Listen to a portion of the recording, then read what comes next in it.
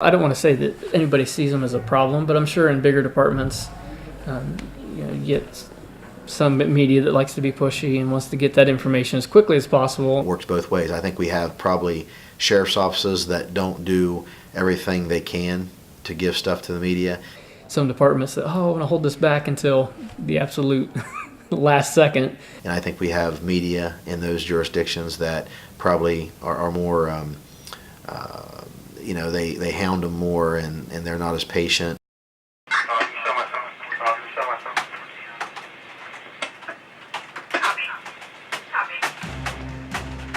Police officers and news media have more in common than one may think. They are at the same crime scenes at the same time, trying to gather the same information, all with the public in mind. However, the relationship between both entities isn't always the greatest. Glenn Schuck, a reporter for 1010 Wins, a CBS radio station in New York City, saw firsthand when the tension between police officers and reporters became too much during the Occupy Wall Street protests in New York City. That got a little testy. I remember in one particular instance, there was about 50 or 60 people that had camped out at this park called Zuccotti Park down by the World Trade Center, and they wouldn't leave. Part of their protest was that they literally chained themselves to an encampment for about a week. And in the middle of the night, one night, all of a sudden the police raided it, tore down the tents, started arresting these people, just saying basically that they'd had enough. They were disrupting the neighborhood. So we ran in to cover it, and there were press people that got arrested. There were press people that got injured, struck by police for trying to take pictures. These agencies were all very angry with the mayor and the police commissioner. You can't be arresting our journalists. You can't touch us. A lot of journalists got roughed up. I think dozens of journalists got arrested, trying to take pictures or do their job. We ended up as a group in the city of journalists writing to the mayor and saying, you can't do that again. You can't. It's not up to you to decide what we cover. If you want to go in and raid this, that's your business, but you can't stop us from covering it. What happened in Zuccotti Park is not a common occurrence between police and media. Schuck says police are typically cooperative with media in New York City. NYPD and the FDNY, they're both very helpful, and they get it in terms of media. They know they need to work with us, so they kind of get it in terms of cooperating. And so I'd say 90% of the time we get what we need in a pretty timely manner. New York City has a police force of more than 30,000 officers.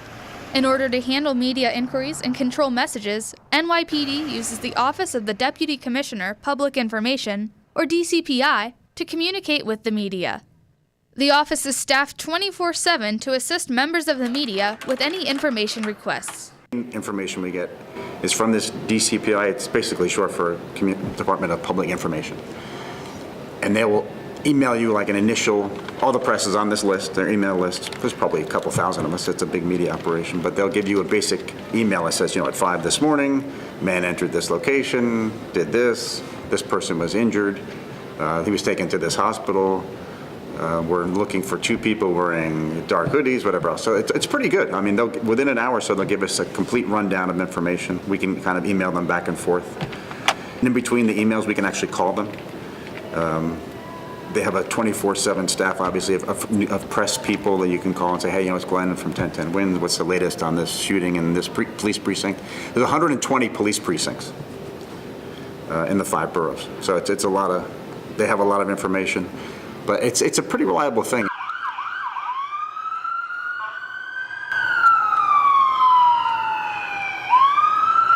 Not all police departments have the staffing to designate an entire department to media relations. In New Concord, Ohio, a village of less than 2,500, the police department consists of just a handful of officers. Police Chief Trevor Hayes is the main contact for reporters during breaking news. But in a crisis situation, it's hard for him to take the time away from his job to address the media. For us here, it's kind of hard to get that information out quickly because we're doing the investigation, we're doing all the follow-ups ourselves, and then once we get a break, then that's when we try to help everybody out and get that information out to the public. So in our plans, we have a staging area where we'd want the media to be, so that way they're involved. They can see what's going on, but they're not in the way. So even up to smaller scenes where we'd have media arrive, we would help set up an area for them to be, share information as it's happening when we can. Mike Gottner is the online content manager at 21 WFMJ in Youngstown, Ohio. He's been in the news business since 1976, On a daily basis, Gautner monitors scanners and calls police departments to find out what's happening. When he hears of a potential breaking event over the scanners, he is the one who gathers initial information to post online and then decide if sending a news crew is necessary. The task can be challenging when dispatchers and officers aren't necessarily willing to cooperate. I think there's a number of reasons they don't want to give you information. Number one, if they're like a 911 dispatcher and they dispatch for a whole bunch of departments, they're figuring, well, I really can't speak for the Columbiana County Sheriff because I also dispatch Salem Police and I dispatch Perry Township Police, and I really can't speak for it, and maybe someone has told them don't tell people anything. That may come from the top. We don't know. You have to just be kind of understand where they're coming from in some ways. You also have to, in a crisis situation where they really need to be dispatching people and you're on the phone, hey, how you doing? You know, what's going on? And you start talking to them. They don't have time for that. I try to get to the point. Hi, I'm Mike Gautner from WFMJ News. I just need to know, is that road blocked off? And then if I get another question, is that because of an accident? You know, a couple questions. You need to kind of get to the point. You just have to understand where they're coming from. Ohio Highway Patrol, they're pretty good, especially if you say, I really need to tell people if they need to stay away from this intersection or not.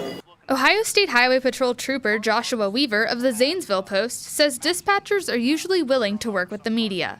The guys on the radio come first, and then whether it be even media or just the public calling in, unless it's an emergency, you know, they make sure that, you know, the guys on the road are the priority. But if you were to call in and there's nothing going on, they'd be able to answer your questions immediately and tell you even if they know anything. Muskingum County Sheriff Matt Lutz prefers reporters contact him directly instead of calling the dispatch center. They get a little impatient sometimes and they'll try to call our dispatch center and try to get information from them. But I think they know if it's coming from me, it's pretty much what they can get. And so it kind of saves them some time as well because they don't have to try to call 2 or 3 different people. They know if they call me, 9 times out of 10, if I don't answer, they leave a message, I call them back, and I find out what's going on for them. A lot of times, dispatch won't tell them anything because they've been basically trained that they don't do press releases. The only time they will do that is if I type up a press release and leave it with them to give out, because we will have some of the bigger news agencies that call later that don't come down here and get press releases when we give them out. And so I'll usually sometimes type up something that we've released and put it up there in case they get calls later. For officers to share information with media, they need to be confident that they can trust the reporter. Sometimes off the record is, all right, you know, this is what's really happening, but we're not quite ready to release that just yet. So, you know, let's not make this a big deal. You know, sometimes things like that. So just that general trust of, well, give me a little bit and then we'll say, okay, yeah, we're good to go. Go ahead and release anything you want. I've had reporters where I was 110% confident that if I told them something off the record, it was going to stay off the record. And then I've had reporters that I wouldn't say that to because I didn't know them very well. So it's a trust factor that you have to build up, and you only do that by working with them. I mean, it's honestly tough because you really got to put a lot of confidence in that person or that establishment to know that they won't release that information. It's kind of an honor system, if you will. I mean, they trust that if they tell you to hold the information, that you need to hold it. There's a family killed in a fire, and the local police gave us the information of the family and said, but please do not release these names. You know, it's for your background so you know, but don't give it out on the air because we haven't notified the family. And at least half the organizations went and released it anyway. Terrible. No, because then you can have families listening to our station hearing about their loved one dead before they've even been told by the police. That's not good. If you have a picture on the web of a house that's on fire and you're saying someone's dead and the family doesn't know about it, that's kind of a shocking way for them to find out. The best way to build trust is by establishing a working relationship between both media members and officers. I've worked in big cities. I've worked in Cincinnati. I've worked in Columbus. I've dealt with Channel 6, 4, 10 out of Columbus. I've, here locally with Wiz, newspapers down in Cincinnati. I mean, but it's their professionalism that comes through. So they're not... they're just as professional as we are, the ones that I've encountered, and it hasn't been because of where they were from. It's just because of who they are. Again, you have to develop a relationship. You know, one thing that's good, that if you can do it, and this is why reporters sometimes have better luck than I do being out there, is they've gone out and they've stopped at these police departments and they've maybe dropped off donuts or coffee or just said, hi, here's my face, this is who you're talking to, kind of when you do talk. It's not some stranger from the big city who's out to, you know, make the town look bad and things like that. I think just normal contact, you know, the normal day-to-day, hey, you got anything going on today? Or can I help you push anything out to the public?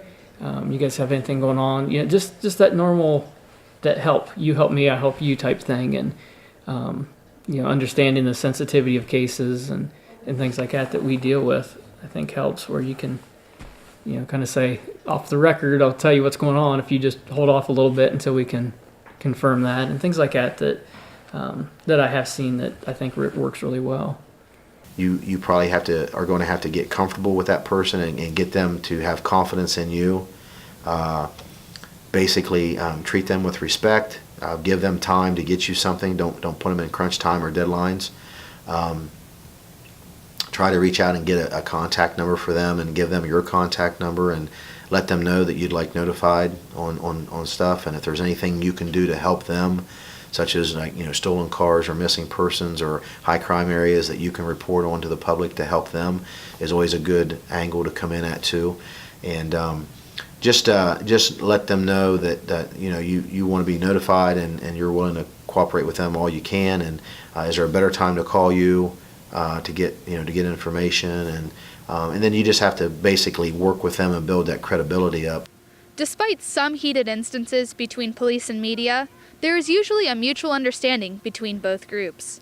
As long as there is respect, both can get their jobs done. For Orbit Media News, I'm Christine Holmes.